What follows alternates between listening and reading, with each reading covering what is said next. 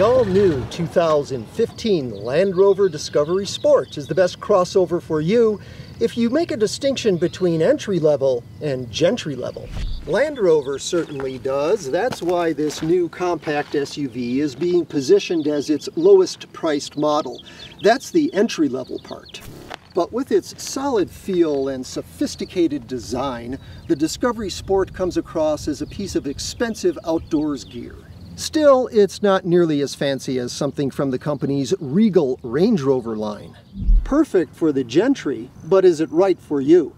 I'm Chuck Giametta. Join me for a car preview video review of the 2015 Land Rover Discovery Sport.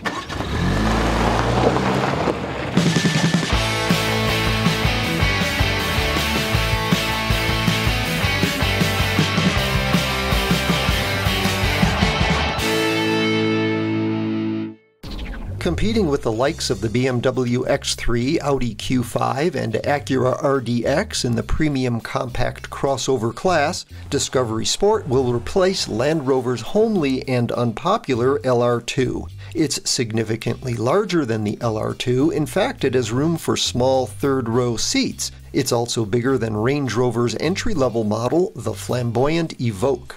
The powertrain and some of the engineering is in fact shared with the Evoque, although the Discovery Sport is 9 inches longer overall and has a much taller roofline for a more spacious interior.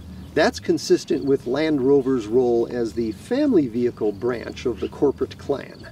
Hood, front fenders, roof, and tailgate are aluminum, and the overall look forecasts the upcoming Discovery, which replaces Land Rover's midsize LR4. Discovery Sport comes in base SE, mid-range HSE, and top-line HSE luxury trim. Standard is all-wheel drive with multiple terrain settings, and with 8.3 inches of ground clearance, functional skid plates, aggressive approach and departure angles, and an engine air intake set above the wheel arch, nothing in the class is more capable off-road.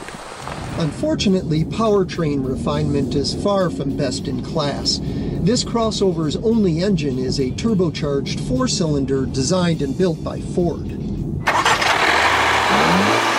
It's left over from the American automaker's ownership of Jaguar, Range Rover, and Land Rover, and it can't match the smooth power delivery of similar engines from Audi, BMW, and Lexus. Performance is okay once you're underway, but movement from a standstill can be alarmingly slow, and you can't depend on the 9-speed automatic transmission to deliver the appropriate gear promptly and consistently. Fuel economy is no better than mid-pack either.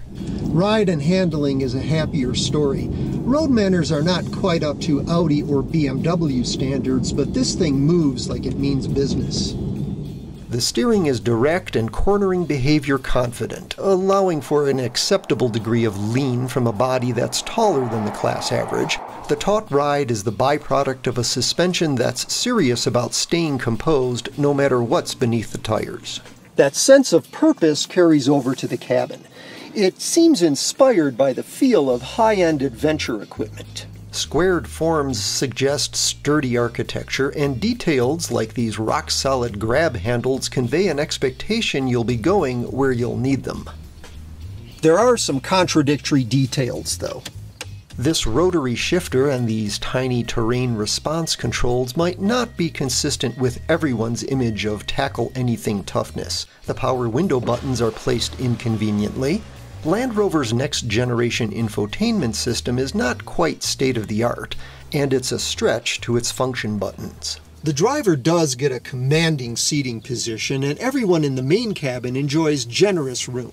The seats are very firm, but they'll likely be supportive 100,000 miles from now. Upholstery is part leather on the SE and becomes full leather on HSE and luxury models, where it's joined by standard power front buckets, metal trim, and a panoramic moonroof that's impressively large even if no part of it opens.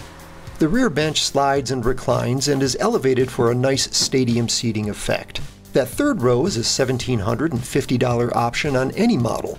Land Rover admits it's for occasional use, but little kids will like it, and stowing it doesn't diminish cargo volume.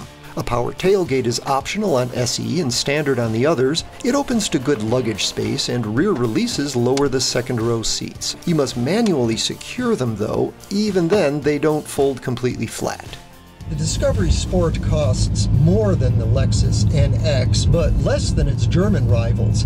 Still, it isn't inexpensive. This nicely equipped HSE stickers for $49,000. Option packages for all trim levels include such features as self-parking and heated rear seats, steering wheel, and windshield. And for $700 to $1,500, depending on model, you can add the appropriately named Black Pack. Navigation is standard on the Luxury and an $800 upcharge on the SE. It's $1,300 on the HSE, where it comes with a feature new to Land Rover: autonomous emergency braking designed to mitigate or prevent a frontal collision. A luxury model with automatic braking and every other factory option stickers near $55,000. Like Jaguar and Range Rover, Land Rover is owned by Tata Motors of India. Tata has allowed the brands to preserve and celebrate their British heritage. Sure enough, the Discovery Sport is sort of the country gentleman among premium compact crossovers, and it's certainly the only one designed and built in Liverpool, England. For more on this and other cars, trucks, and SUVs, go to carpreview.com, and please subscribe to our Car Preview YouTube channel.